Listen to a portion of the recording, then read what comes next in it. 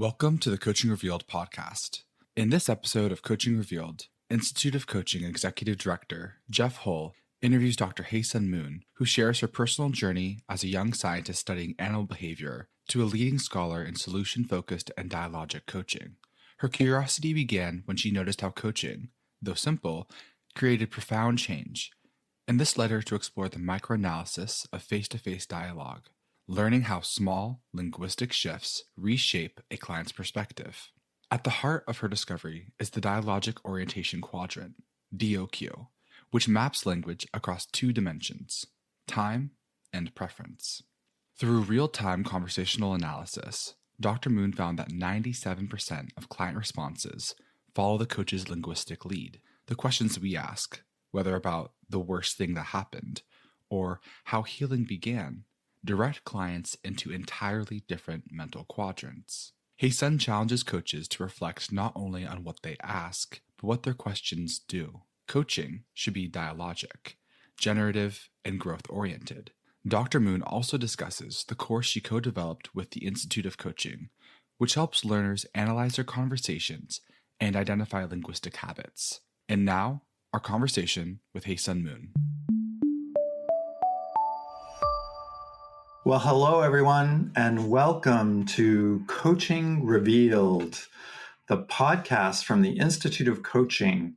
My name is Jeffrey Hull. I'm the Executive Director of the Institute of Coaching, and I am really excited to be here today with one of my dearest friends, a very well-known thought leader, a scientist, a researcher, and a multi-published author of an amazing series of books, the most recent one of which is Coaching A to Z, the extraordinary use of ordinary words. And that, many of you will know, was written by Haesun Moon. Dr. Haesun Moon is with me today. Haesun is in the house, as they say, if we're doing a radio interview. So I am thrilled to have Haesun with me for multiple reasons, not only because she's a good friend of mine, but she's also a dear friend and thought leader at the Institute of Coaching. She just kicked off a wonderful new asynchronous, downloadable, incredible course for the Institute of Coaching called Interfluence. Leave it to Haesun and the team to make up a new word because it's extraordinary words, right? So we're going to talk about that. And we're going to talk today about the research that led to her writing this course, the work that she does with what she calls the Dialogic Quadrant. For those of you who don't know her, let me just give you a quick bio. Dr. Moon is a communications scientist and educator. She received her PhD in adult education and community development from the University of Toronto, and she cares about people experiencing better conversations at home and at work. But I'll stop there because I really want to welcome you, Haesun, and dive in. So great to see you. Good to see you. Good to be here.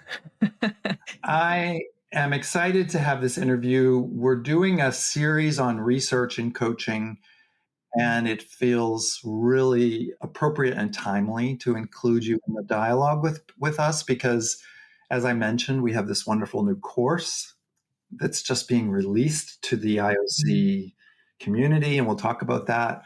But let's start by looking backwards before we look forwards, because there may be people listening to this podcast who are either just hearing about you for the first time, or they know a little bit about your work, or they've seen you at a conference. I know that's where I met you first, was seeing you speak at a conference. So give us a little of the Coaching Haesun Revealed. Tell us about how you became the scientist and writer and coach that you are today. Well, let's go back to high school. How about that? So I came to Canada when I was in high school, when I was 16, 17, and I didn't speak a word of English. So, of course, my guidance counselor, I would just go see them, and then they would say something like, since you don't speak the language, maybe you should do some science, like just be in a lab and don't talk to people. You don't have to interact, and you can just do like labs. And I said, I would love to do that, actually. I love science. And that was my career path, so to speak. So then I started my undergrad studies in life science. And eventually, second and third year, I had to decide on specialization because back then I was doing psychology and they asked what kind of specialization. So of course I picked the two most scientific thing that I can think of. One was clinical psychology and the other one is neuroscience. And then I loved them both. I couldn't decide which one. So I was working in this animal lab and I was feeding those rats and mice. So when I walk in the room, trays and trays and trays of white mice.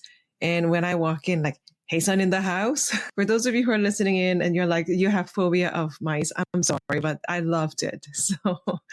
So that's what I was doing. And I remember in third year, we had this class called sports psychology.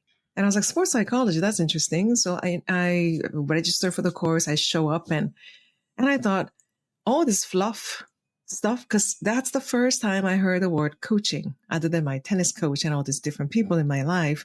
Coaching in an academic field, that was the very first time, 19, well, as my nephew was saying, late 1900s. I remember sitting in that class thinking, this is so easy. Like, how simple is this?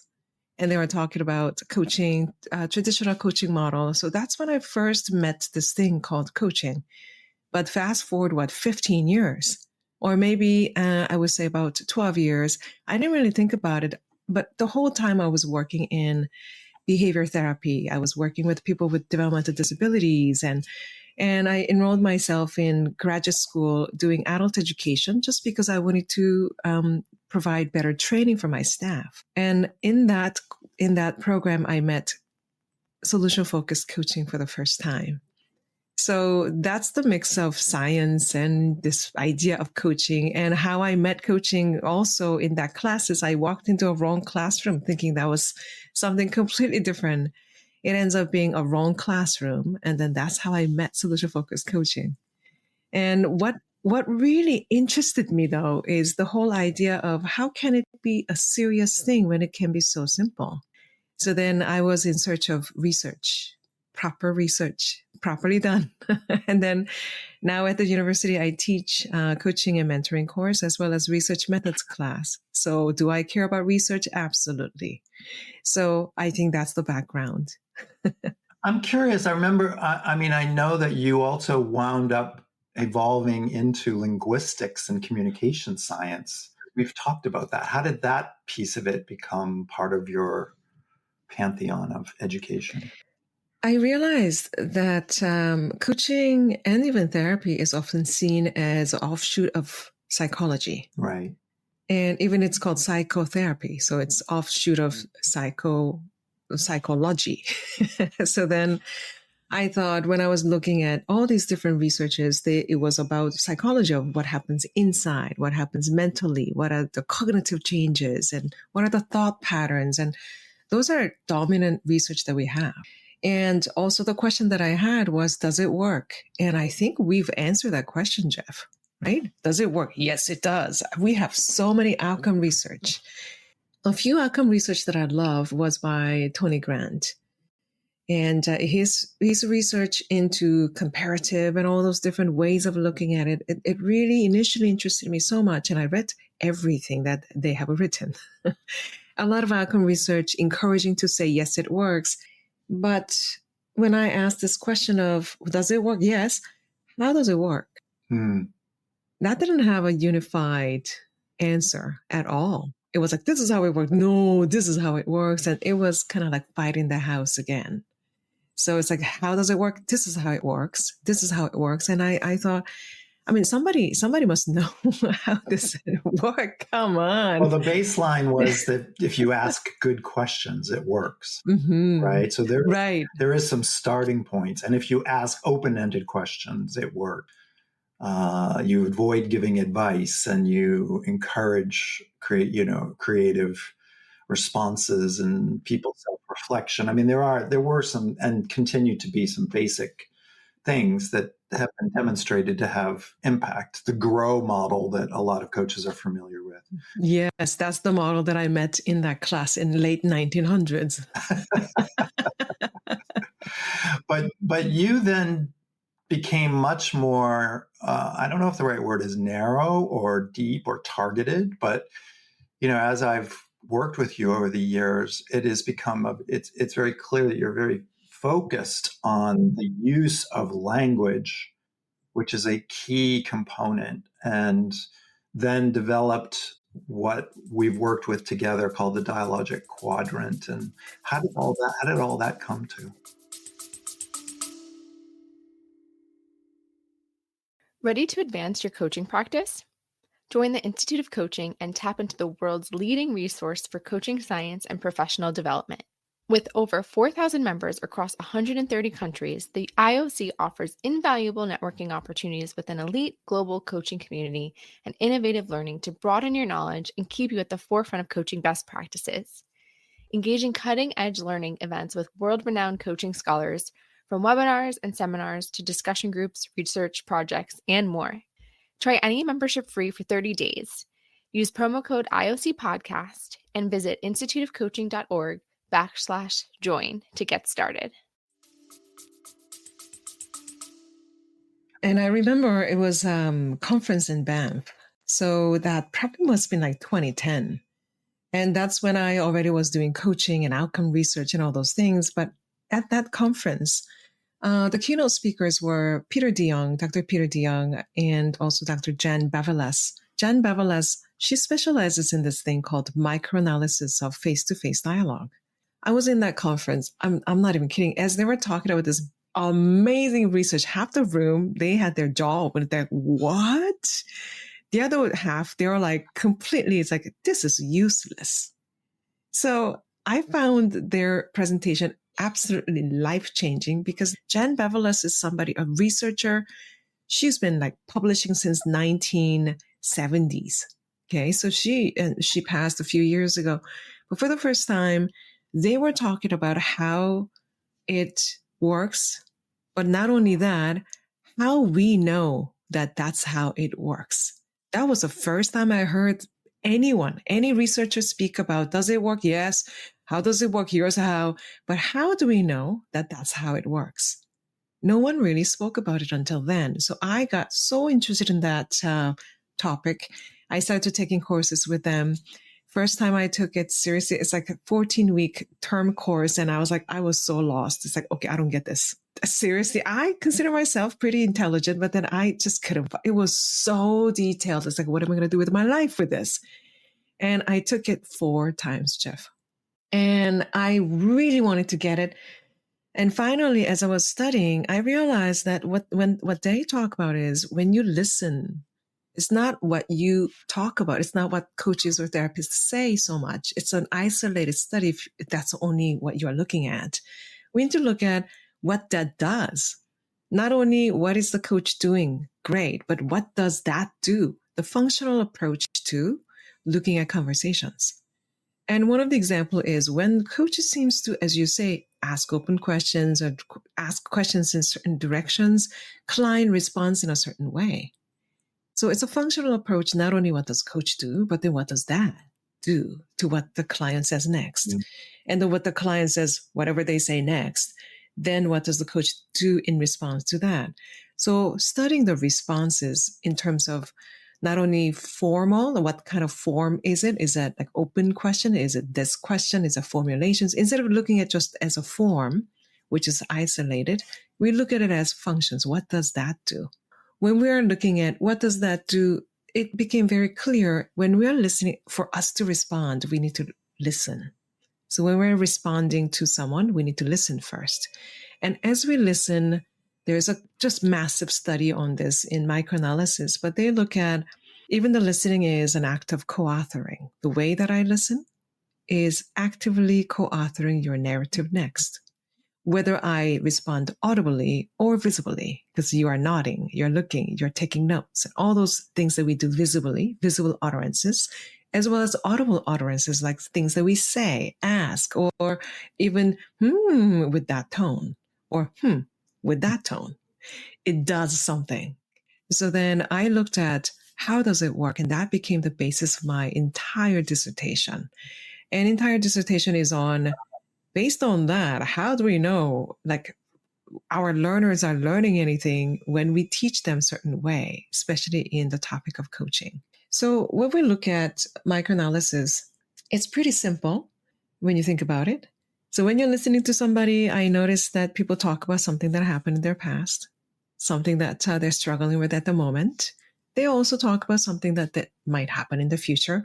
It's a timeline. One of the observations that I noticed was that a lot of us who speak the language that is based in, like, let's say English has past or future tense. Some languages don't, like Finnish language, they don't have clear timeline. Or traditional Mandarin does not have clear timeline. But some languages we do. So, the way that they modify is they will actually put tomorrow or yesterday to indicate the tense, right? But then these days they put certain endings to indicate that has ended. I mean, even in English, future tense was developed later in the language history. We always didn't have future tense. It showed up. Really? Yes. So what did we have before that? People didn't communicate about what was going to happen next week? See, so we didn't have that kind of clear future tense until it was influenced by other languages, like Nordic languages and other languages, and it's heavily influenced as a language. So we didn't have that clear future tense. I will. That idea of I will.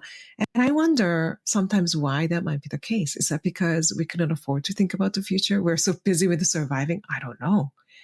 And that's a fascinating idea to even think about. No, that was actually the first thing that popped into my head, was that in the early times, people were focused so much on the present. It was a survival, and it was seasonal. Like, they were really worried about getting through a harvest and sure that they would have enough food for the next. So they would think about the future, but maybe they didn't they just did what they had to do in the moment. Another very interesting observation that we can make also with that lens is that then what happened to those linguistic groups who did have future tense, like before other people did? And there's a mild correlations to people who did have future tense in their language and their habit of, because future tense is planning language, they plan. So we look at behaviors and habits and also patterns of what does that correlate? Not that it causes it, that's a difference between cause. I mean, right now, in certain politics, I see that they're confusing the two. So there's a correlation. And one of the correlations that I find fascinating is the colonizing behavior and the language that seems to have future tense earlier. So it's an interesting correlation to see.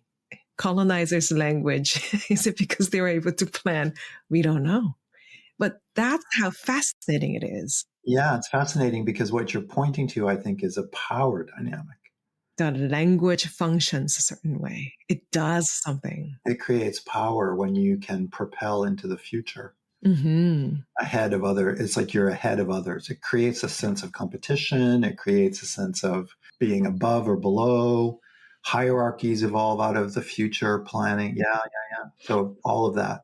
It's fascinating when you look at the world from that perspective, the linguistic perspective, and how does that contribute to certain things that happen. That was one of the first earliest observation of timeline in our language when we listen. Another dimension of language or language in use is people speak about their preference. This is what I want more of. This is what I don't want, especially in coaching and therapy. And even that itself, that I get to talk about what I want, I mean, that's slightly privileged, right? But when you listen to the client's narrative, we have that preference line, which is vertical line in the Dialogic Orientation Quadrant. So horizontal line is timeline, past to future, when you listen.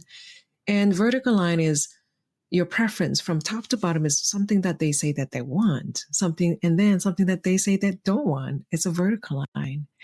So the reason why I called it dialogic is because it's the nature of the interaction is dialogic.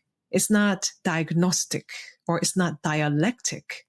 And the difference is dialogic is generative. And Jeff, you know the word generative. And that's what happens in dialogue. When clients come into a conversation with their topic, If you're diagnosing the person, then we will ask a bunch of questions because we do the work of thoroughly knowing. And the expert in this scenario is the person who's doing the work of asking questions. You need to gather information to make a decision. Similar to, and really diagnosis literally means thoroughly knowing. Dia means thorough and gnosis, knowing. And dialogue is where somebody comes with a topic and you grow other topics on top of that topic. So you don't kill any options. You're growing. It's generative. And that's why actually there's a potato on the cover page, because that's how potatoes grow. They grow. Oh, is that why you put a potato? I never knew that. There is a wonderful little potato man on the cover of your book, and I never really knew why. Because meanings grow dialogically, rhizomatic growth of meaning. So it's a little tiny secret that I just put in there as a potato guy, random potato. My friends are like, you put your profile photo in there. It's like, no, that's just a potato. So educate me one more step, because having an expert like you here is such a privilege. You mentioned the distinction between diagnosis and dialogical, but what makes something dialectical? Dialectical is, when we use words like discussions, now that's a dialectic approach. So we have discussions, and the word discussion is a quite interesting word because it has cushion in it, like concussion, percussion.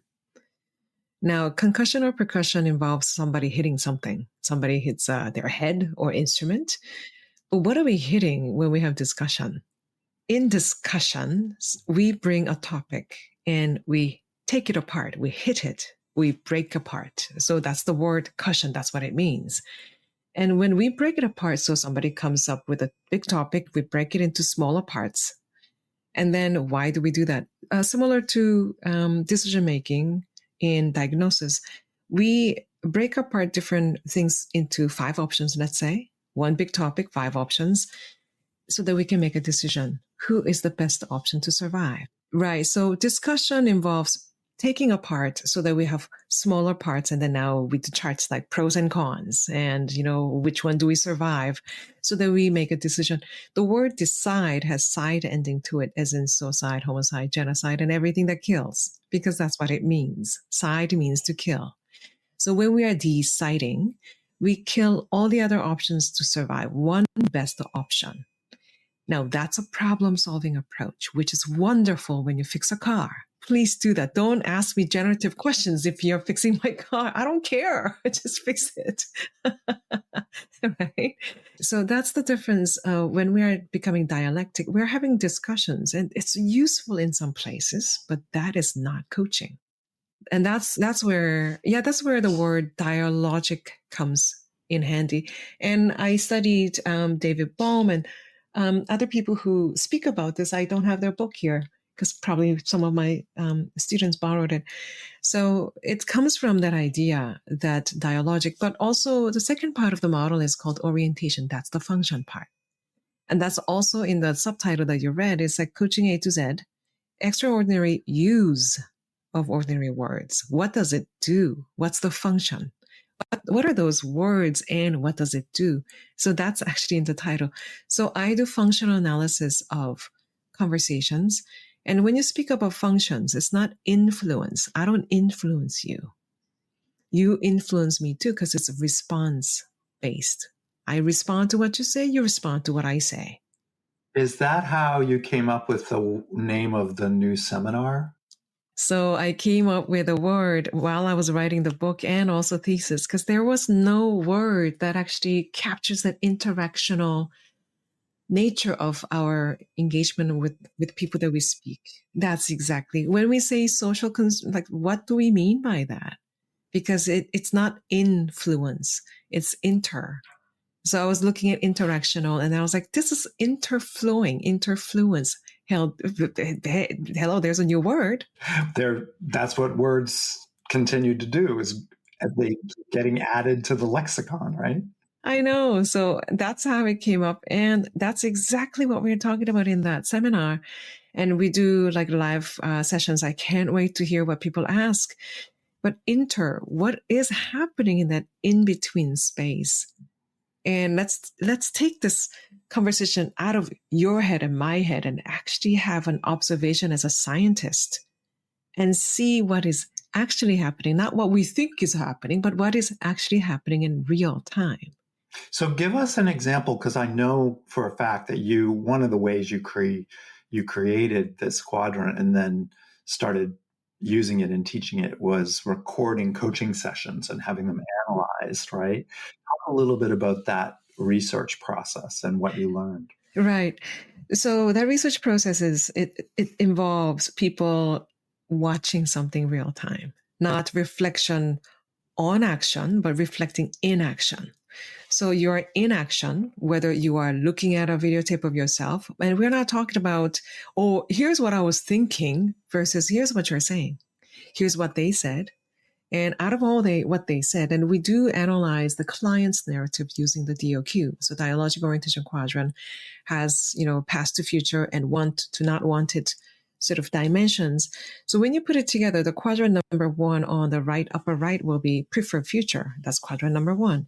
As you look at the client's narrative, we look at every time they speak about, here's what I hope for, here's what I wish I want, and I would rather have. So that's prefer future. Sometimes people call it goals and wishes and all those. All of that works. Also, quadrant 2 is where people talk about something that happened in their past that is in the direction of their desires, what they want. So we call it resourceful past. And we look at the same script, and we don't have to look at like 30-minute script. We're talking about like maybe 3 minutes of initial conversation. And it will show up all of the above. And absolutely, and more. We look at just 3 minutes and we analyze, so which part of this narrative is a client talking about their resourceful past, their experiences, interactions, something that they actually have as their resource. And then third quadrant, which is the lower left corner, which is when people talk about something that happened in their past that was not their preference. Some people talk about trauma, regrets, guilt, shame, and all of that. Oh yeah, I got this job and this manager was I don't know. Now we code it as quadrant 3. Quadrant 4 is the lower right corner, which is where people talk about something that might happen in the future that they're not looking forward to. Worst case scenario. Worst case scenario. Consultants love that. And we build risk analysis based on that, right? And that is called dreaded future. It's a small d dread. And as we look at the script, we look at every time they seem to have or seem to say, I'm not looking forward to that. Oh, I don't know what I'm going to do about it. Oh, I feel so lost. So we then analyze it like that. So by now, listeners might be like, what about now? The whole idea of now, what about that? Well, the now, because this is a research tool, now is defined as this time and space you and I are in together. So anything to do with this conversation right now is a now. The minute you leave my office, the minute I leave your life, that's no longer now. So then if somebody's asking about, what will be most useful that we do today in this session? That will be a coach asking something about the now. It's not the future. But if you say something like, how would you know that coming here was a great idea for you as you make your way home tonight? Now that is definitely future oriented. And you're asking about what they would like to see. So that's probably in the direction of quadrant 1, prefer future. So in class, I get immediately on first day of coaching, maybe they have heard about this word or not. I ask them within 5 minutes of, hello, my name is Haesun. I'll be your, professor this term. And please turn to one another. That's the sequence of how I get them to record their first session called baseline. And my instruction is very clear. I said, group of 3. First one is you're going to talk about a real light case that you would like to have some coaching on. And it's a real topic. It could be, and I usually joke about it so that it lightens the load. I tell them, please pick a topic that is light enough to share. I mean, if you harm somebody and planning to harm, then don't talk about it because we'll have to call the cops on you. So I make a joke about it, right? This is coaching students you're talking about, right? That's right. So then it's a client role that they're doing, but they're not role playing. They're actually talking about actual topic. And the coach, the person who is playing the coach is, they're like, we don't know how to coach yet. It's like, that's the point. That's the baseline. I'm a researcher, so we're going to do baseline study before you learn anything. And baseline is simply the instruction is try to be useful, because that's what we intend to do. We try to be useful as a coach. And they're like, okay, all right. And then the third person is the observer who's recording on their phone. So I'm saying this in detail. If there's anyone listening to this and then also happen to be training other people, this will be a very useful setup. And the reason is the third person, the observer, their job is to hold that video and video record a session for 7 minutes, no more than 7 minutes. And that's all they have to do as a baseline. And then that's the transcript that they make and analyze. So they're working with their own case.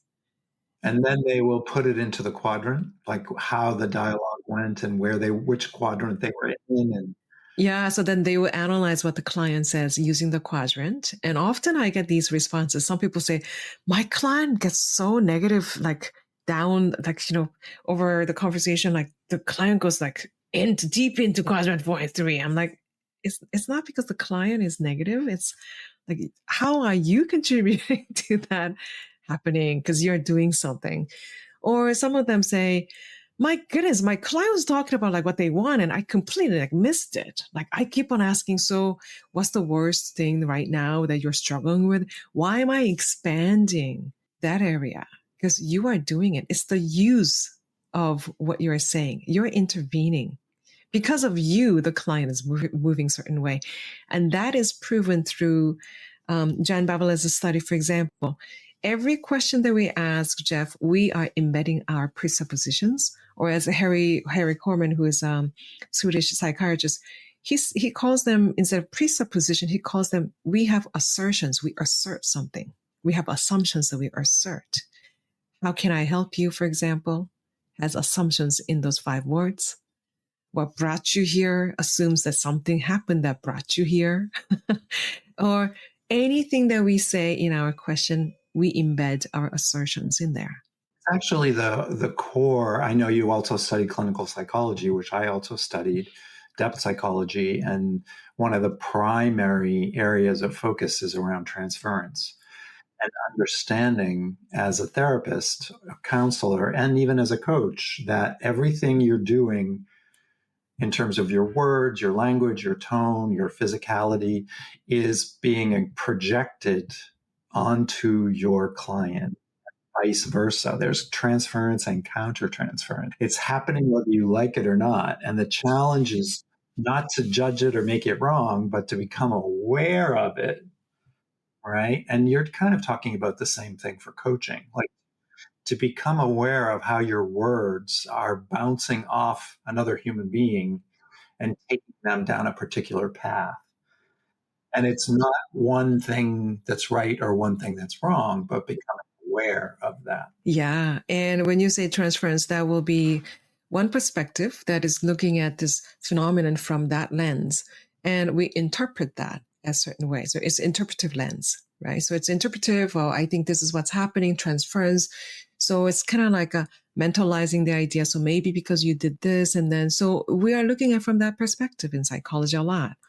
How do we make it even tangible using linguistic lens or interactive lens, even more so than interpretive lens? We'll be looking at how do we know that transference is happening?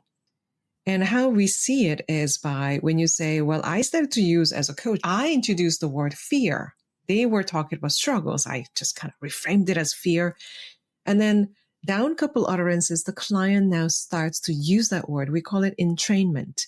So we are copying each other's word, and we may call it transference in one way of transference in interpretive lens. In interactional lens, we'll call it entrainment because I use the word and we can track it. That's the thing. We can track what's actually happening. You can see your influence on others, basically. Absolutely. And then we do that both ways. That's why it's interfluence. And not only that, when we analyze what the coach or practitioner is asking using the quadrant, So many times, when I say so many times, it's not like half the time. When I say so many times, based on Jan Bevelas, 97% of the time, the client follows our assertion. So if I am inviting the clients to think about their quadrant 1, often 97% they go there. And quadrant 1 is your preferred future. Yes. If I ask about, so what's the worst thing that happened to you in your childhood? Please don't think about it as you listen to this conversation, by the way. I'm not asking you to think about it. But if somebody's starting to ask you that, which quadrant is it? What's the worst thing that happened in your childhood? And somebody actually did ask me that question when I was 16. And that, I would say, contributed to my ongoing depression until I was like 28. That one invitation. Let's go to your troubled past. Yeah, let's not. Although that's what therapists often do. They often do that with a specific purpose. And here's the thing. If you know how to handle it, sure. If that's modality, okay, you must have a good reason, right? But how do you know that's useful? And that's a big question to ask. How do you know what you do is useful? And that's the efficacy question that a lot of people in coaching cannot answer or articulate that well. It really helps to have, as a coach, I think, a clarity around your role.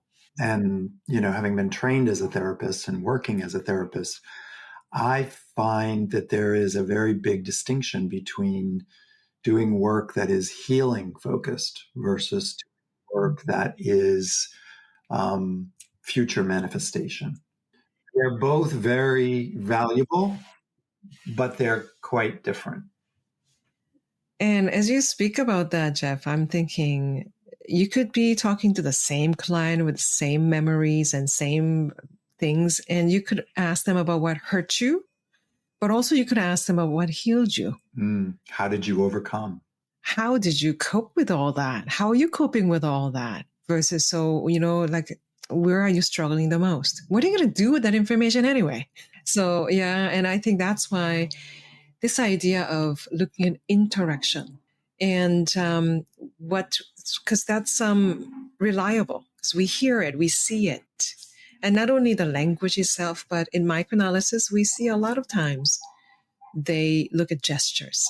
So one of the fun activities that we do in class is actually looking at gestures. So, for example, introduce yourself. And then as a listener, you listen to their introduction. And then randomly, you're going to introduce yourself again, randomly putting air quotes around some words. So when people say, well, I work with people who are in leadership, simple sentence. And you can say, I work with air quote around work. Now, all of a sudden, you're like, what do you mean? Or if you put it around leadership. That's exactly what I mean. So all of a sudden, that meaning that was contained, that word starts to leak because of that gesture. Like, what's happening to that meaning? All of a sudden, it's kind of like it shakes up a little bit. And that's what we mean by visible utterances alter the meaning. And isn't that fascinating? We have so many of those gestures and signals that we make. Absolutely. Yeah. I mean, I find in particular, one of the most powerful experiences that I've had with clients in the last couple of years has been dialogue around virtual leadership.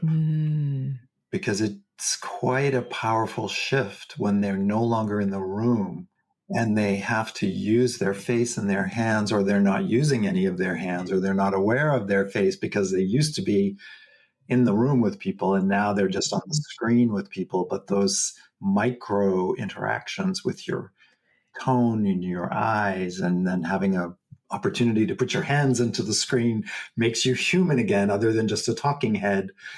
So you're absolutely right. Those gestures make a huge difference. Yeah, I was coaching a leader the other day, asked about what's the best thing about, like doing this virtual thing. And he's like, I don't have to wash as much.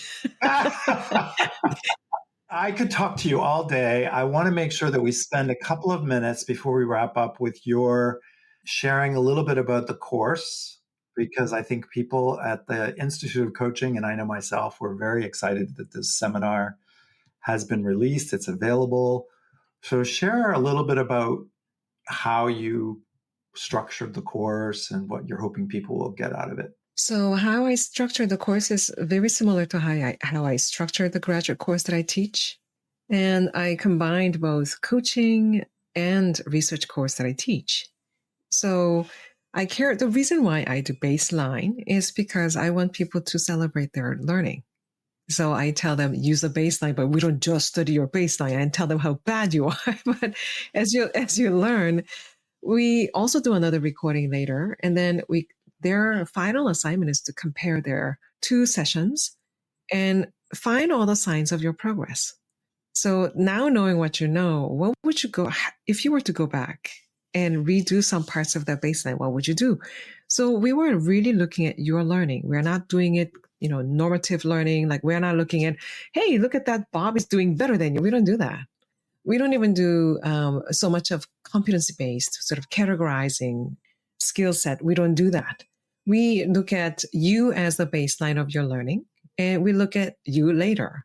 And then you are reflecting on some of these learnings that you have made compared to some of those guidelines or qualities of good coaching that we have. Some of them reflect competency models of some other associations and organizations. Not all of them are great, but some parts of that is useful to look at. So that's the study that they do. And this course is structured like that. We're going to start with what you do now. And then what you do is before and after of your learning. You will have a lot of conversations, although it's asynchronous, you can, and I actually read them.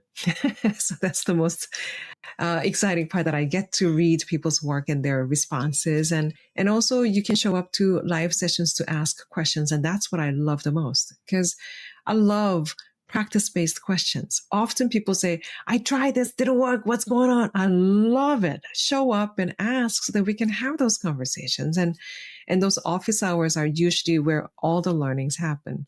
And it's structured in a way that it will walk you through, but it's pretty fast-paced so that you will not be bored watching something. There will be a lot of things that you are taking notes and doing something right away. And there's a lot of applications that you do. And most important thing is it needs to be applicable to your next conversation. So it's all there. So I'm quite proud of it. And it's the first actual course with the name Interfluence in Action. And I think I really wanted to bring in this process research that's based on linguistic lens. And I think I'm very proud to be like the first one to kind of call it Interfluence in Action. And I can't wait to see what people have to ask about. I think that'll be amazing as we learn together, huh? Yeah, no, I'm thrilled and honored that you said yes when I asked you if you would consider doing a course like this for us. It's only the 3rd time that we've developed an asynchronous sort of downloadable package. Mm-hmm. And I am in there with you, interviewing you and in dialogue with you. And there's a bunch of other fabulous folks. And I think...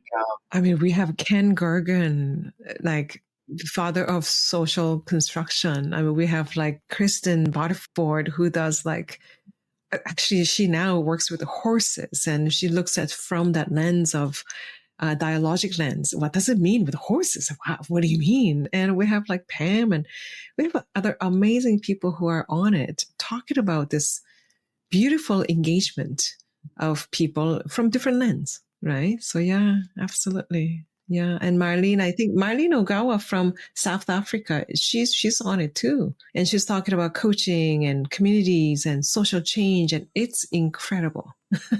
Well, I'm thrilled.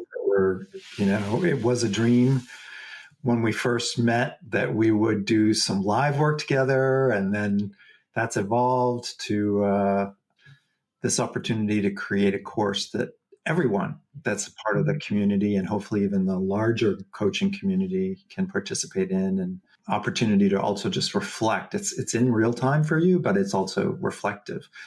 So before I let you go, I just want to remind everyone to get a copy of this amazing book called Coaching A to Z, The Extraordinary Use, keyword there, of Ordinary Words. And I was sharing with Haesun before we hit the record button that there's a particular way in which I use her book. And she asked me if I would actually share that with the audience. So I'm going to share with you that one of the things I do with her book is the beginning, just before I go into a coaching session with a client, I bring the book to the screen, if it's virtual, which it mostly is.